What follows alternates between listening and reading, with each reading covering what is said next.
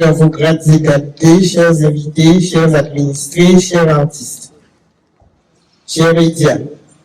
Aujourd'hui, 27 mai, nous sommes réunis dans la solennité pour commémorer l'abolition de l'esclavage qui revêt une importance capitale en tant qu'acte de mémoire collective et de transmission culturelle.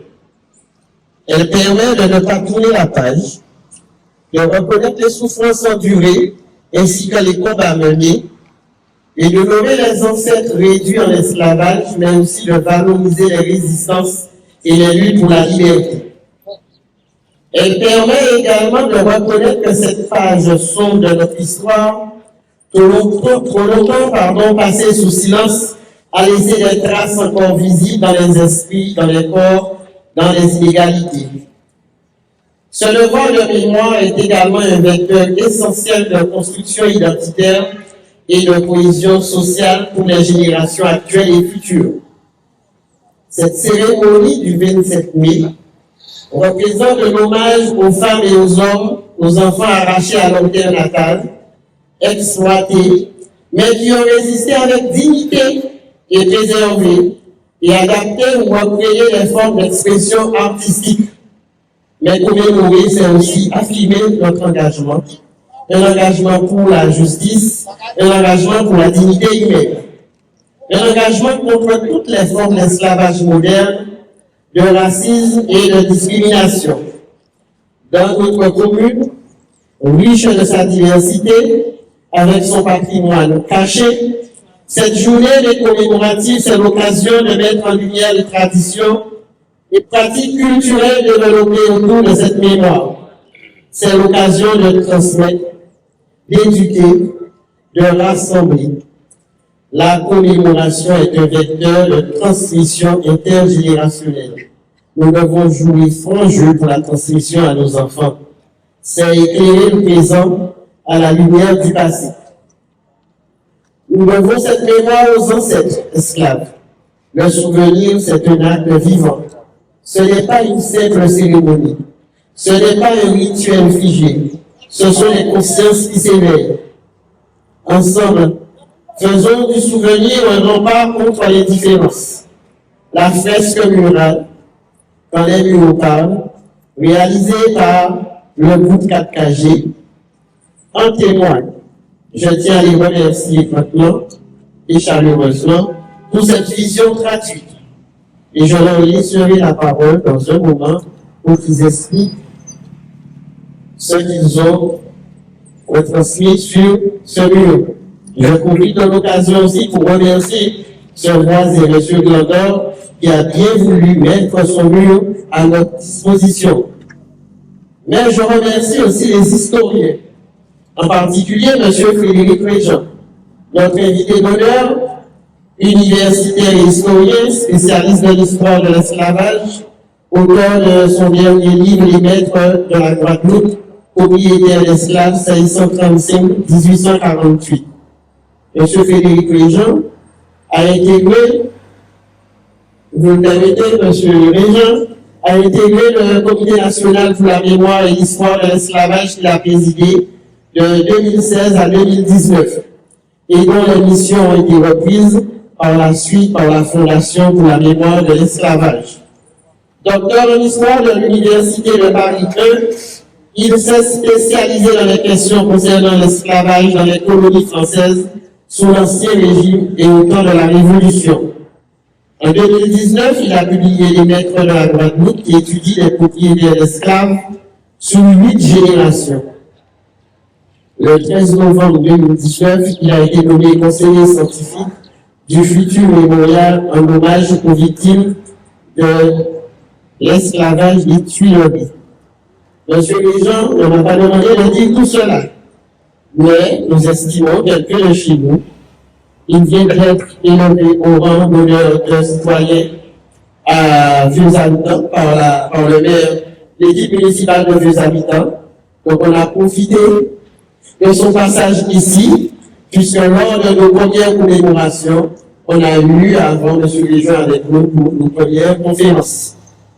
Merci M. Réjean d'avoir accepté notre invitation. Merci Jules d'avoir joué les intermédiaires. comme je vous le disais, je remercie les historiens, également les enseignants et les artistes citoyens qui portent cette mémoire à tour de bras. Oui, les artistes, parce que quelque part, c'est eux qui nous mettent dans l'ambiance songer tout divini. Alors, vous êtes les meilleurs dans notre conscience collective. Grâce à vous, cette histoire n'est pas au rang des oublis, que par la culture, que par la peinture, que par la sculpture. Enfin, tous les arts contribuent à valoriser nos commémorations.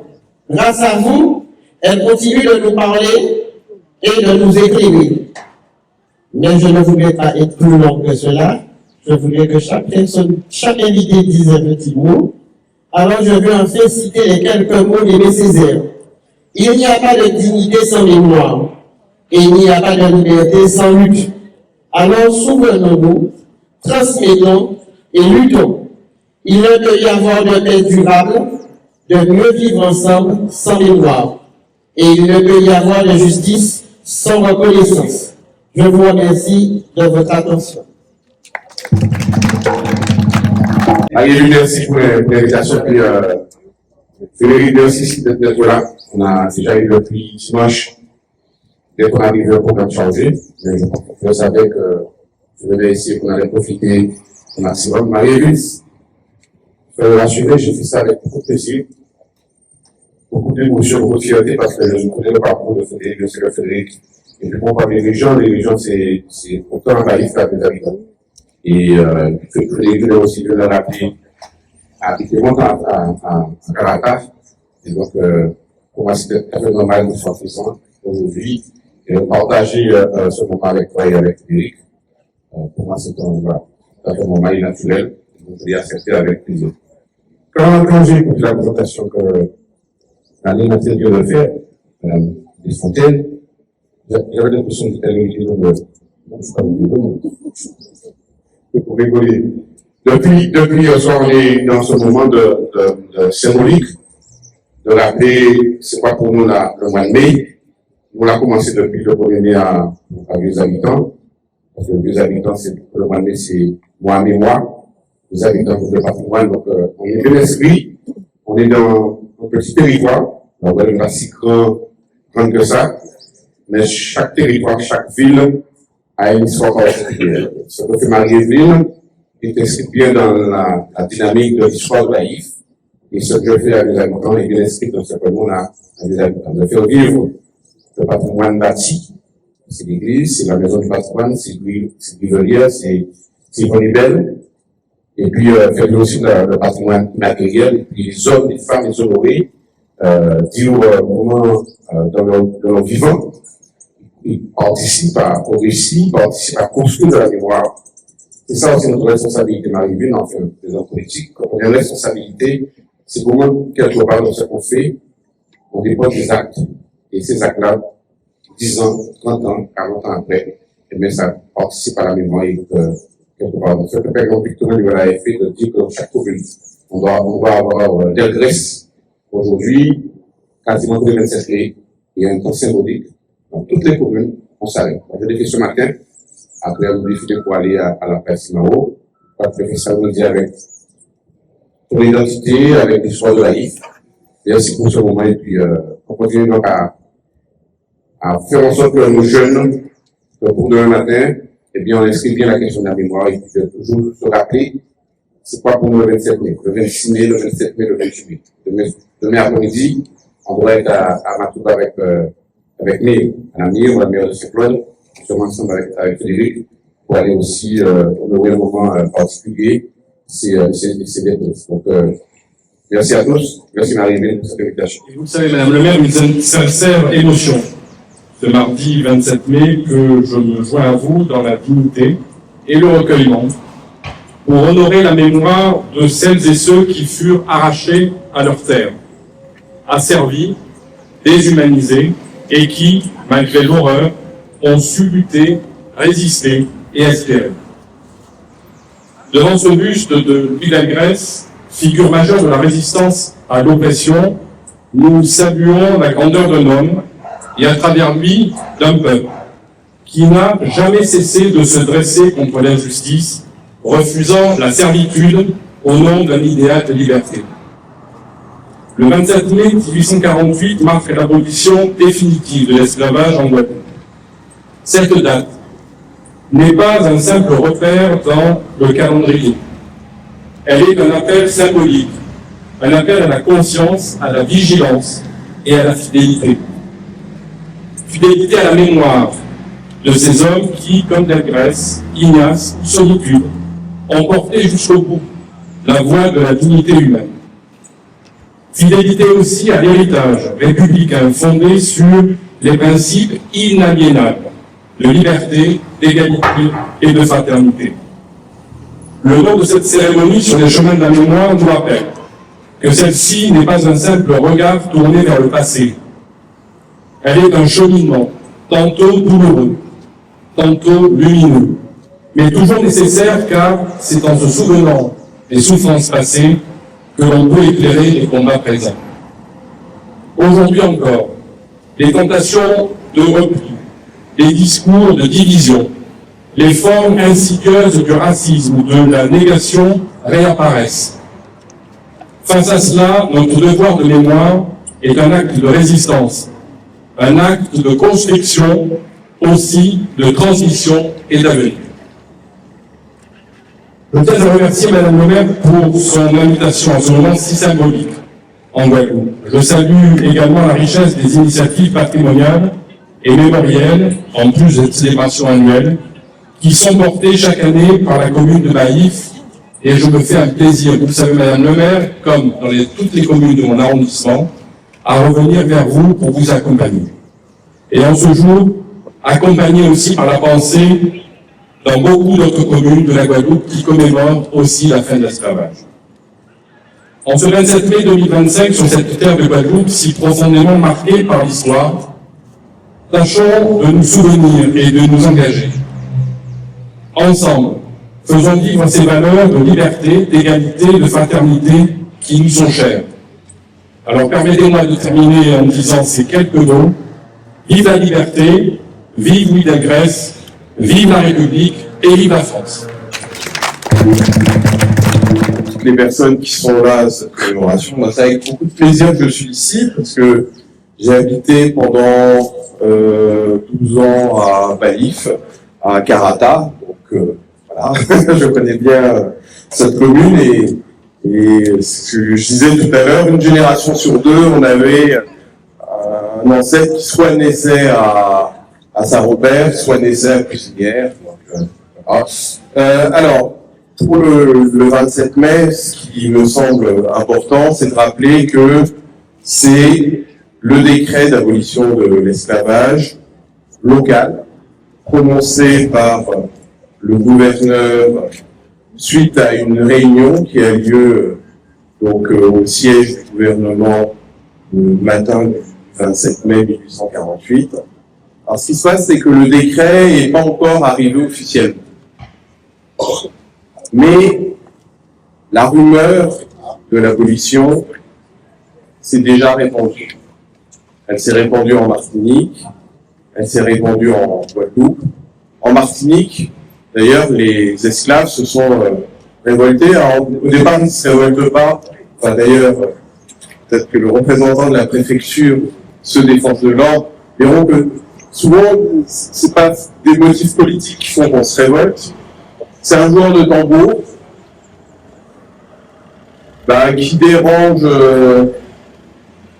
son maître, et son maître le fait mettre en tout. Puis là, dans ce contexte, il y a eu une révolution à Paris, il y a cette rumeur d'abolition de l'esclavage, les esclaves se révoltent, vont tuer 39 maîtres ou membres de famille de maîtres, et le gouverneur de la Martinique, donc cette révolte a lieu le 22 mai 1848, et le gouverneur de la Martinique, voyant que le seul moyen de calmer les choses, c'est d'appliquer immédiatement l'abolition de l'esclavage. L'abolition, normalement, aurait dû être appliquée 2 mois après les envoyés du gouvernement qui sont arrivés début juin. Alors d'ailleurs, ils ont dû avoir une grande frustration. Imaginez, monsieur le préfet, Voilà, on vous envoie de métropole avec le décret d'abolition. Pendant les 4 semaines sur le bateau, vous êtes là, oh là là, qu'est-ce que je vais... Et puis il arrive, ah ben non, l'esclavage a déjà été aboli. Et d'ailleurs, le représentant du gouvernement va se plaindre de ça, parce que finalement, son voyage n'a pas servi à grand-chose. Donc le 22 mai, révolte, et le 23 mai 1848, le gouverneur de la Martinique abolit l'esclavage. L'information circule en Guadeloupe, et là, les esclaves du Lamandin se mettent en grève. Ceux des Abîmes aussi, qui réclament un salaire, commencent à manifester. Et là, en urgence, le conseil privé du gouverneur se réunit et décide d'abolir l'esclavage, donc le 27 mai 1848. Et c'est pour ça que nous sommes là aujourd'hui, où cette abolition de l'esclavage est à la fois le fruit du combat des abolitionnistes. Alors souvent, il y a aujourd'hui des querelles de mémoire entre la mémoire des abolitionnistes et la mémoire des luttes des esclaves, mais ce sont les deux qui ont nourri dans un combat parallèle l'obtention de cette émancipation de 1848. Et donc, dès le 27 mai 1848, les esclaves sont devenus libres, et devenus libres, ils ont voté pour la première fois en août 1848. Et pour parvenir à leur vote, un état civil complet leur a été donné. Alors, au départ, ils n'avaient qu'un prénom, un tel esclave de monsieur un tel, et des noms leur ont été attribués, des noms originaux, qui sont aujourd'hui les noms portés par leurs descendants, à commencer par moi. Régent est un nom qui a été donné à mon ancêtre Zophora, qui était esclave à Vieux-Zec. Et je profite de cette tribune pour dire que tous ceux qui ont été esclaves à Baïf et qui ont été nommés vont se retrouver dans un lieu prestigieux de la France, donc là, Jardin du Trocadéro, en dessous de la place où a été signée la Déclaration universelle des droits de l'homme, pour un grand mémorial. Donc le président de la République l'a annoncé le 23 mai dernier, où figureront tous les noms de ceux qui ont connu l'esclavage, mais qui ont fini leur vie en hommes et femmes libres. Je vous remercie.